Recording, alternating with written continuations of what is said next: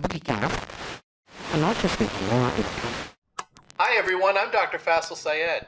And I'm Dr. Dan McCarter. And you're listening to Faisel and Friends, where we believe access to primary care is a right, not a privilege. Faisel and Friends is brought to you by Primary Care for America, a diverse collaboration of innovators leading the way towards comprehensive, continuous, and coordinated primary care. Today, we're sharing two different conversations about reclaiming the human interaction in the age of AI. First up, we're talking with Dr. Stephen Waldren. Let's get started. Well, Dr. Dan, here we are at FMX in Anaheim, California. Absolutely. It's great to be here with you, Faisel. And look who we have with us, Steve. Welcome. Thank you for taking the time out to join us today. Oh, my pleasure. It's an honor. If you wouldn't mind introducing yourself and letting us know about your role, letting our listeners know about your role. Sure. So my name's Steve Waldren. I'm a family physician by training. I've been a clinical informaticist now for about 20 years. So doing anything at the AAFP from health IT policy work to physician education to standards development work, and most recently trying to drive AI to decrease administrative burden. After my residency training, I did a National Library of Medicine postdoctoral fellowship in informatics, and then President Bush decided everybody needs an EMR in 2014. So my whole thought was I'll do clinical stuff, 70% time in informatics, 30% time, and it quickly became 100, and now that's what I've been doing for the last 20 plus years. Wow. Well, you know, we heard you earlier, right when I arrived, you were doing a fireside chat at the innovation area, and I loved hearing about how the world has changed with AI. I mean, all the different workflows. I mean, I feel like every clinic is redesigning all their workflows. But you know, like there's a lot of buzz around AI. What's one thing that you wish more family doctors would appreciate with artificial intelligence, other than the ambient AI? Yeah, I think the thing that I try to talk with our docs about is to have them understand the difference between linear growth and exponential growth. Because there's, our human minds are set up to do everything kind of linearly. So it's hard to understand. So they'll see a piece of technology and say like, oh, that's a toy. And then all of a sudden within 12, 18 months, it's like, oh my, this is almost magic around what it can do. And unfortunately in the health IT world, we usually wait 18 months to get a new dot version of our EMR. So I think they really don't understand that this can actually change. So when they look at it and say like, well, it doesn't do this right or whatever, I say, well, just give it 3-6 months. And if they're a company that's developing it correctly and continuing to learn, it's probably going to solve those problems as well and fix itself over that period of time. And we've started to see that with like the ambient listening technologies and some of the other summarization technologies that we've been looking at. That's like, I mean, to me, that's like, I think my favorite out of all these different AI tools. I mean, of course, there's a lot of fun stuff with all the case conference prep work and I'd like to get into, like, especially in the value-based care models that have the team-based approach, how the AI can help, like this multidisciplinary approach towards healthcare.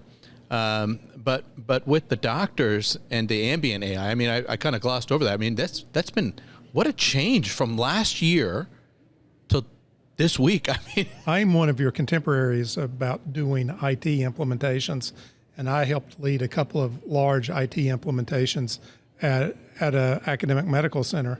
And then this January, they just said, we've got this DAX tool, which is one of the ambient AI tools, and they turned it on. And I realized it was on before I'd gotten training. And I'm like, oh, I'll just see how it works. I turned it on, and it worked. I mean, so I think we're getting to the point where it also learns from us, right? And so that's different. Before, it sort of taught you how to use it, and now it's sort of, you go back and forth, right? Yeah, absolutely. You had to conform to the technology, but now we're finding the technology can conform to us, but using just natural language and just with these new agents, just tell it what you want to do, like it was an intern.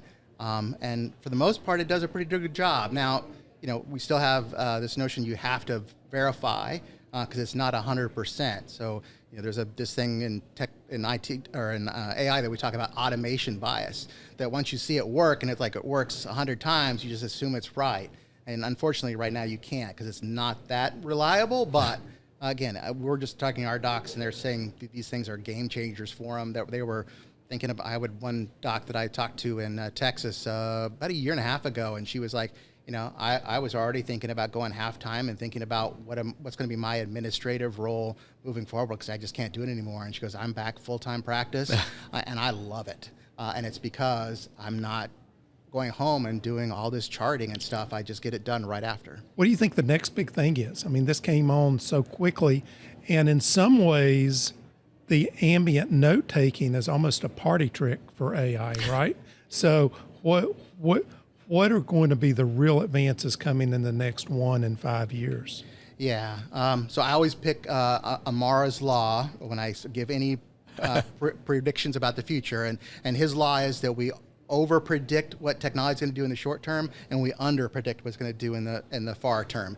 And usually that's like near term is 1 to 2 years, and far term is like 5 to 10. I think with AI, you're like maybe 2 years is like far term. Right. So let me just give that kind of caveat to everybody beginning with. But I think probably the next biggest thing that I'm seeing is twofold. So one is we're starting to see the clinical realm be able to get generalizability across multiple sites. So right now, if you train an AI model on the clinical side at a particular hospital, health system, or clinic, it does a great job, but then you take that and go somewhere else, and because how we design our workflows and data, you have to retrain it, you have to tune it to that area. So we're starting to see now where the AI is smart enough that it can adapt to those type of things. So I think we'll see that in the clinical space, and that will allow us to grow, I think, in the clinical space. And the other is this thing that people call agents. And I think all you can think about that is think about having kind of a general contractor that's going to coordinate things for you, and he has all these workers that have all these expertise that he knows or she knows who to pick. So you say, summarize my emails, right? Yeah. So it's like, all right, I need to go first to this agent that understands Gmail, and I need to pull that out. Now I need to send it to OpenAI because the chat GPT is going to be able to summarize it for me. And then, he wants it as an audio thing. So I'm going to go over to this other AI that can then convert that to a podcast style interview of what my day is going to look like because of my email. So I think those are things that will start to happen as we get to that piece. So I'm hopeful that those two things happen. Gosh, I mean, we see the changes with the primary care doctors in the clinics with the AI. But what are you seeing with the team, with the care teams, and how AI has just dramatically changed? I mean, there's so many things about just case conference alone has changed so much with the way our nurses present complicated patients. I'd love to hear some more about how the time is saved, not only for the doctors, but for the care team. Yeah, and I think the biggest thing is that you're now focused on the clinical decision making and the clinical intelligence that you have as a professional, as opposed to doing data entry or gathering data or finding data, collating data. That is all being brought together, and now you're like, what does this mean? And oh, by the way, AI is saying based on evidence, these are some of the suggestions that we think that you should think through from a differential and those type of things. So I think we'll start to see that happen differently. At some point in time in the future, I think AI is going to go from a tool to a virtual care member. Wow. So that's where you now have the nurse would have their own assistant say, hey, I got to present this to Dr. Waldren. Can you summarize it in 4 sentences? Because I know he's not going to have time at this particular time. And it says, all right, well, here's the 4 sentences, and she can look at it as, from her clinical perspective and say, oh yeah, those are the 4 things, as opposed to have to think about what are those 4 things. She can just verify that. Wow. Well, thank you so much for coming and taking the time. I know you got a very tight schedule. There's a lot going on right now. In closing, I mean, here we are in the middle of this conference. They just put this little glass room for us to be able to record this. If you had one message for an up and coming medical student or a new family medicine resident, what would that message be? I would say that I don't think AI is going to replace physicians in your lifetime, but physicians that use AI will replace physicians that don't use AI. So you have to start to figure out how to do that. And unfortunately, it's not like a Tesla where it's just going to work out of the box, right? So you're going to have to understand biases and those type of things. So spend a little bit of time to understand the pros and cons of different types of AI. You don't have to get into the details, but understand kind of how this tool could be used or not. Just like you think about a portable ultrasound or a stethoscope, how can you use this to take care of patients? Oh, thank you so much, Steve, for taking the time to join us. It was great. My pleasure. My pleasure. It's great advice. Thank you. Thank you very much. To continue the discussion, next we're talking with Dr. Jay Lee. Well, Dr. Dan, here we are, continuing in Anaheim at FMX. And here, look who we have. We've got Dr. Jay Lee. Welcome, Dr. Lee. Thank you so much for having me, and welcome to California. It is really great to be here, although it's a short time, but always coming down over here, and especially the further south I go. I love the vibe and the energy. You know, I've been following you for a long time, and probably since I was a student, I would imagine. But you coined a great phrase, the primary care revolution. And I remember in residency, so I was part of the class that transitioned from paper charts to the promise of this magical EHR thing. And the primary care revolution feels very different now than when it did when you first coined it. Like right now, I feel like we're living in something with the direct primary care and the government coming on board and all this AI stuff. I'd love to hear your insights. Well, first, if you could give us a background with the strong wording of the primary care revolution, and what are your thoughts about it now? Family medicine revolution started as family medicine T-shirt revolution. So I have to give credit to the residents at the Santa Rosa Family Medicine Program here in California. They screen printed shirts that said pithy things like, use your whole brain, become a family physician, and stuff like that. And they sold like hotcakes. They'd bring into meetings, $20 a pop, and they'd sell them out. And in their wisdom, they came to the California Academy of Family Physicians Foundation and said, "Hey, we're about to graduate. We can't sustain this beyond because we're gonna be attendings. Could you guys take this on?" And at the time, I was the new physician board member at CAFP.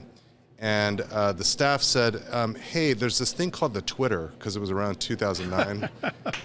And they said, "Could you figure out what that's all about?" And I said, "The Twitter? Okay, yeah." So I ended up lurking for a while. And then in the early aughts, there was a lot of use of social media for convening people around revolutions in the Middle East. And it really intrigued me that folks were leveraging this platform to find one another, to share information, to build a movement. And I played around with some hashtags for a while. Some of them were not appropriate based on my review of Urban Dictionary. And then we coined FM Revolution, or hashtag FM Revolution, as our calling card. And since that time, we've found each other. Are sharing our stories with one another. I would argue we own our stories, which is great. And I think we're building community. And then today, as you noted, we're in a situation where we're finding each other to stand up for our values at an uncertain time when the reason, clarity of science, medicine, and even constitutional democracy are being attacked. We are definitely living in, like, I don't know how to say this other than we're big decisions are being made. I feel like we're living in the throwing out the baby with the bathwater kind of philosophy. Like, well, let's tear this whole thing down and build it from scratch, rather than being surgical. I mean, it's 2025 now. I mean, I don't think any of us would argue against that there isn't corruption across. I mean, there's corruption everywhere. As long as there's been written history, there's been corruption. Human beings, I mean, we're sinners. So, there's corruption, but at this time, after all that we've learned, to just like downright, yeah, I'm with you. I mean, I feel like with all the tools that we've been exposed to here at this conference, just making life so much easier for doctors and care teams, I'm hoping that we can use this to restore a lot of the humanity and be that trusted voice, which is probably more desperately needed now than ever before. Yeah, 100%. And, I think especially when we're all kind of behind screens, right? Yeah. And we've kind of missed the art of connecting with each other in person. I think if there's any way to build trust, it's those person-to-person connections and the communication that needs to happen, particularly in a doctor's office. Yeah. Right. I mean, we don't need to know. We were just talking with somebody earlier about growing up, my dad was an inventor. So we always had different kinds of computers, 8088, 286, 386, 40, all the different kinds of computers. And he would add and take apart pieces. Like every time something new came out, there'd be a modification. That really was never my thing. Like I didn't really get into all that stuff until something was really easy. Like, hey, this does all the things that you need it to do. And I feel like in medicine, it's finally catching up to all the other industries. I mean, financial industries have been really good with managing all of our most intimate financial things, but like still we were relying on fax machines. And I feel like that's why doctors are so skeptical, like with, you know, value-based care or whatever, patient-centered medical home, all these things that sound nice, but like, okay, what's the catch here? And it's kind of like with these tools too that we're being exposed to. I mean, somebody just showed me an amazing ultrasound machine that live while you're using it, it like gives colored anatomy with the words, letting the patient know real time what they're looking at. I mean, this is an amazing time we're living in. So I feel like the skepticism was healthy from before, but now that we're living in this time, we're like, hey, this thing is going to listen to what you're saying and it's going to document your patient visit. Don't spend a half an hour on that anymore. Spend 5 minutes. Yeah, So, but you know, I know that a lot of people created chunks in the EHR that they would use. Yeah. This is the way I take the history for this problem. This is the way I take the history for this problem. And when you do that, it's broken down and not having the conversation, how I can look you in the eye and talk about it and be thinking about the next question to ask without having the prompt on the screen in front of me. I think it's an important skill to have, but I'm not sure that everybody has that. And I was hearing you all talk about it reminds me, when I finished residency, the chairman of the department asked me to start a rural practice. And I was like, I don't know enough to be a teacher. How do I do that? And he, Lewis Barnett, one of my mentors, and he said, it's okay not to know the answers. You need to be willing to be the lead learner. And when you think about the tools we have at our hands now, how great of a lead learner a primary care physician can be to support their patients. And I think it's an exciting time to be primary care because we have the support and we don't necessarily need 10 different specialists to support us because we can actually use the AI to do a lot of the work they were doing. Yeah, kind of reflecting back to a mentor and a founding father of family medicine, G. Gale Stevens. He gave a seminal lecture to the NCSC, then NCCL body, here at AFP back in 2012, and I happened to be the convener for the meeting. wow. And in his speech, if you distilled it down, what he said was, fundamentally, what we do in primary care is we got to be there for our patients, and forgive the French, we got to give a damn about our patients. And then he said, you got to know the difference between your job and your work. And in today's world, I think what that means is, the work fundamentally is about being there and giving a damn and not making love to the HR. Okay. And it's an emotion, it's a feeling, right? And I think it's a feeling of connection. And I think in a weird way, I recently watched K-pop Demon Hunters, and in that movie, these demon hunters sing, and when they sing, they seal what's called a honmun, and it's this protective shield against all the demons. And when I think about family physicians and other primary care physicians around the country doing this work, we're trying to build that honmun to seal our patients from, infectious disease because we have vaccines, and chronic disease because we have screening tests, and cancer because we have colonoscopies and mammograms. So these are all the things that I think we do, and I think sometimes the technology can be a distraction if we allow it, but it's one of those things where we have to get over the mentality, the bones mentality, right? The damn it, Jim, I'm a doctor, not a ... And we have to be leaders in that space in order to make it happen. We were speaking just earlier about there's so much fear of the unknown, and we all, I think as doctors, or just anybody who's gone through all the basics of learning about the body and how the body should work and how things go wrong, we're great at talking with each other about issues. Like we can have an M&M conference about anything, something, we could have a conversation amongst ourselves, but then somebody who doesn't have any training or really any knowledge about how the body even works will talk about, they'll be an influencer on social media and will encourage people, hey, you should only be eating farm to table, like it was the 1800s. And then you've got us talking to each other like, well, with all the advances in society that got us to the 1800s, life expectancy was only in the 30s. And they couldn't get any more closer to farm to table. So it's not just farm to table, but we're good with each other. But I feel like now we're getting to a place now where we probably got to learn a little bit from those people who are better at getting likes and views, right? Because we're always so careful with what we say. We're so mindful because we know even if we make a wrong face, it can mean a big difference to a patient when we're telling them bad news. But if you're just out there getting likes and views, I feel like that's the big danger that's probably society has right now, is that you've got likable people who are comfortable, but they're not healthy. Yeah, I guess to borrow from Justin Timberlake, we need to make family medicine and primary care sexy again, right?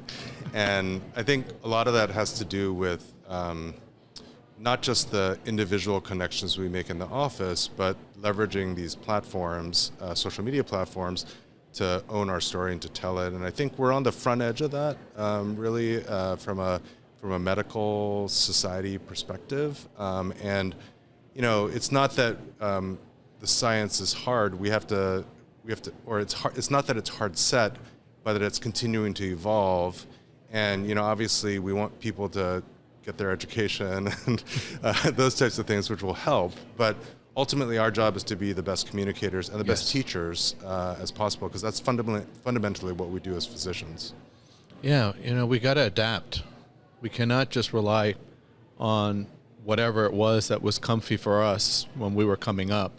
Mm-hmm. As the world changes, we need to be able to adapt to it. And I think giving a damn, caring, like we have to move with the times. We were joking earlier.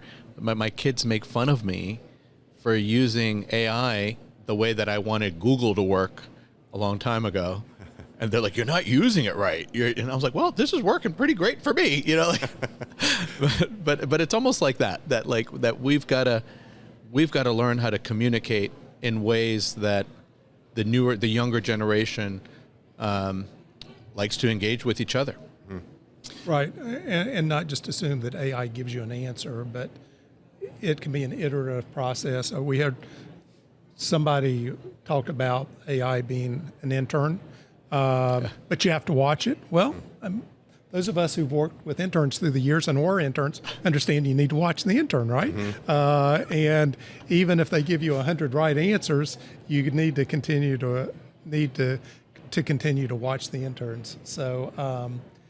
And don't you think part of this, you talk about relationships and giving a damn, it doesn't mean that we force an immunization on somebody that doesn't want it, but it means we have a good conversation about what the risks and benefits of both taking it and deciding not to take the vaccine is, and be able to give a fair and balanced and I don't want to sound like a Fox News commentator there, but to be able to give a balanced view of it, to allow people to make their own decisions. And, none of us, I know a lot of physicians. I'm a physician.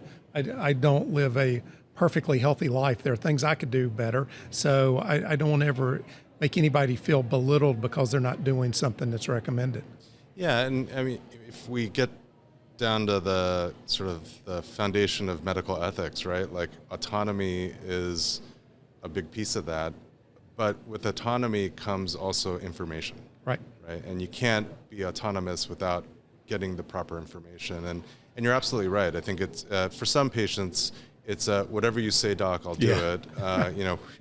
But for others, it's a little bit of a fight. And maybe it's the 7th time that you've asked someone to quit smoking before they even start thinking about it, but it's that breakthrough moment. It's kind of like punctuated equilibrium, where like we just keep going, and then finally there's a breakthrough, right? And then we go, yes, got the activation energy right in the situation. We have the time now, though. I think a lot of it too is that none of us got into this to practice like this take it or leave it sort of style of practicing medicine. Like, say if we're talking about vaccines, we're in flu season right now, flu vaccine season, and we feel great when we ask someone if they want a flu shot and they say sure. We're like, oh yeah, God's gift to medicine. They just said yes to me, but they already knew they were gonna do that. Yeah. The real doctoring happens with that person who has some doubt, and we have the time to be able to acknowledge their doubts. Because 9 out of 10 times, if they're like, no, I don't want to do it, my arm fell off or whatever happened last time I had it done, we're like, oh, okay, patient declined, because we've got not only all these people we got to see, but we got all the busy work that I feel like within a year, a lot of that busy work has just. So I'm excited for those of us with white and gray beards, or to have the time, because we got into it for relationships.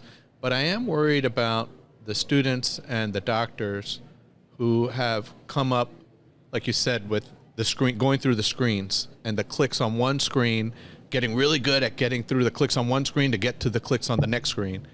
But the relationship piece, like if it was just a young doctor with a patient who's got some doubts, that could be an awkward conversation for somebody who doesn't have that training. It's almost like we have to do some work in residency with just relationships. Like, how do you handle a difficult conversation? I don't know if people even have time for that anymore. Well, it reminds me of the time when I still was teaching at the residency program, and I'd get a resident coming in and saying, the patient's crying, and my question would be, did you make them cry, or did you allow them to cry? And they would think about it, and they said, I don't think I made him cry. And I said, well, then good. You're doing the right thing. You created a safe space for them to feel vulnerable and share with you. And then, I think the other piece of it, you were alluding a little bit to moral injury that happens from administrivia, right? And about 10 years ago, I was like thinking about it. I was like, that's whack, dude. It's work after clinic or work antes clinic, and how do we whack the whack, right? And that's where I think some of these technology things can help, and then allow us to actually divorce ourselves from the technology, if you will, and really truly be there and to give a damn about the patient, because no one thinks you're caring about them if you're looking at a screen, but if you're looking at them eye to eye and leaning in and showing all the right body language, they're going to feel that, right? Right. They're going to know it. They're definitely going to feel it now. Like now it's going to be an extension. It's not going to be the barrier. It's been a barrier. It's been a barrier for all the relationships. The doctor, we were talking earlier about going to the doctor's lounge in the morning after being on call and just shooting some ideas with specialists, just shooting the breeze, and them telling, yeah, you're on the right track. And that's all we needed to hear. Most of the time we were on the right track. Very rarely would we'd be looking for a zebra. It was just to make sure we're on the right track, and I feel like that relationship, has, with all this technology, has put barriers. Even in the same clinic, you'll see doctors working in the same clinic, and they don't even interact with each other. Yep. They're so busy. But now with these tools, the doctor-doctor relationship, the doctor-team relationship, of course, doctor-patient relationship. This is really an exciting time. I'm hoping that with like this surge and relationships being restored and the technology kind of being out of the way, that we can start to restore a lot of the humanity again in medicine. And I think that's part of the role of organizations like the American Academy of Family Physicians, right? We're 128,300 members strong. Wow. And who cares if you're paying membership if you're not connecting with other members and exchanging ideas? Meetings like what's happening around us right now are what makes being a family physician special.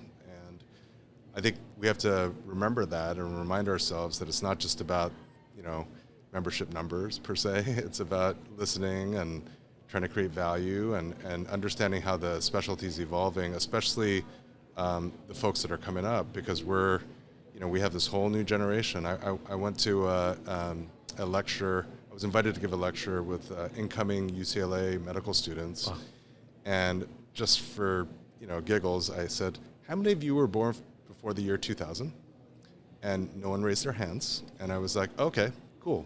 I know that I'm not in that generation. I've got kids in that generation, but we're in an era now where me as a Gen X doc, whatever, right? There's a new generation coming up, and we got to listen, and we have to, maybe the marketing's not for me, but it should be for the incoming generation.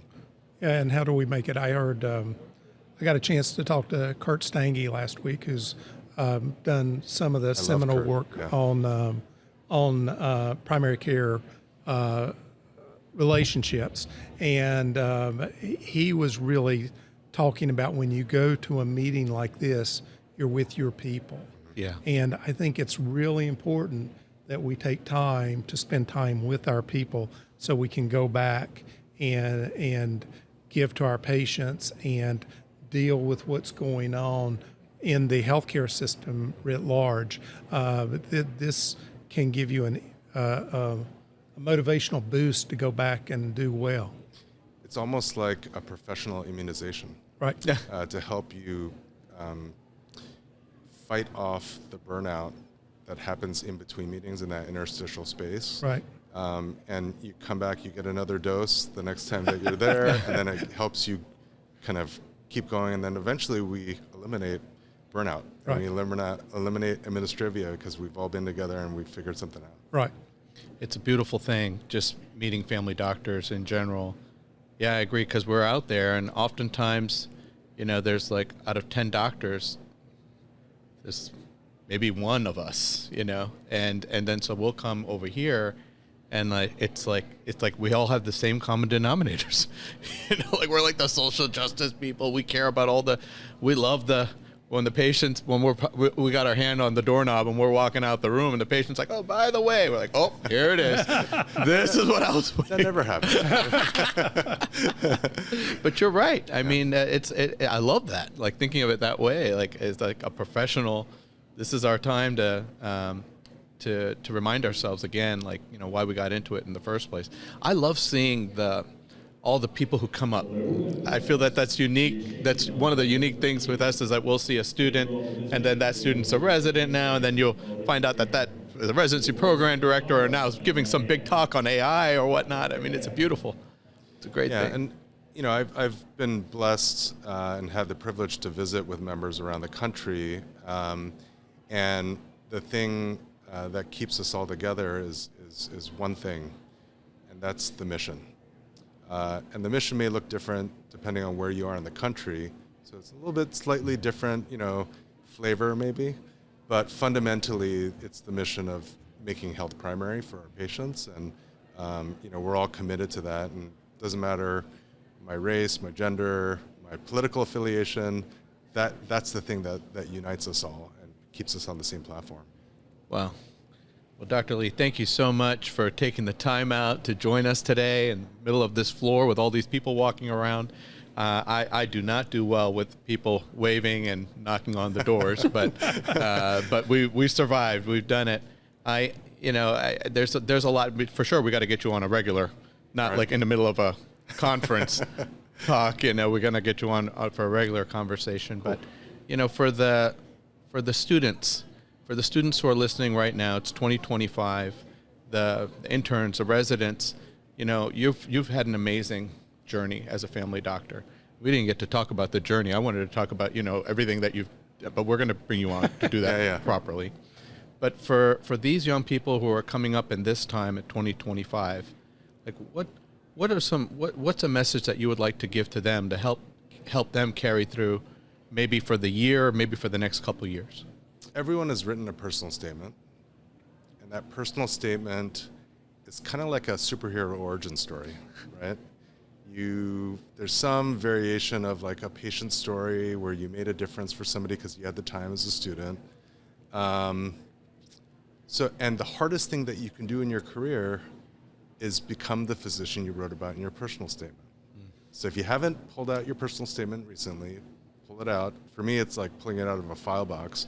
But for some, it's like pulling it out of the cloud, right? But take a look at it, see how you're matching up with it, right? And then I would say, especially in these times, I dare you to become the leader. Our patients, our communities, and our nation urgently need us to be right now, because the days of "damn it, Jim, I'm a doctor," ... those are gone. We have to be there on behalf of science and medicine and the health of our patients. Wow. Thank you so much that was great. Thank you so much for the conversation. And for sure, we're going to get you on a regular. Sounds good. Thank you for having me. What are your thoughts on reclaiming the human interaction in the age of AI? You've heard ours. Now we want to hear yours. Email us at faiselandfriends@gmail.com, and your question could be featured on the podcast. If you like this episode, leave us a review and tell us how we're doing. And don't forget to subscribe wherever you listen to podcasts so you never miss an episode. Connect with us on social media by following Faisel and Friends. And follow Primary Care for America on LinkedIn and Twitter. I'm Dr. Faisel. And I'm Dr. Dan. And thanks for listening. This podcast is brought to you by Primary Care for America Collaborative and produced by Split Prism Productions.